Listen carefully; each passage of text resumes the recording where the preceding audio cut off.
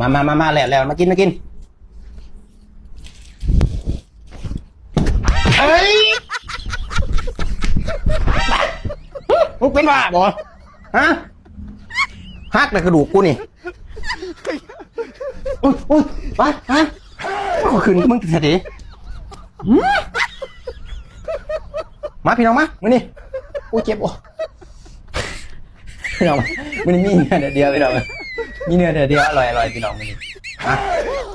เนื้อเดียวเจ้านี่พี่น้องอร่อยช่างมึงกินไรหรอติดใจแห้งพี่น้องมึงนี่ก็เลยจัดมาอีกไอ้ใหญ่แห้งพี่น้องตู้นึงก็ได้หลายแห้งพี่น้องเด้อนี่จะมีชุดน้อยและชุดใหญ่ด้วยพี่น้องเด้อไปกดกันในตะกร้าพี่น้องเดี๋ยวไปกัดให้พี่น้องเด้อพอลาไปกินก่อน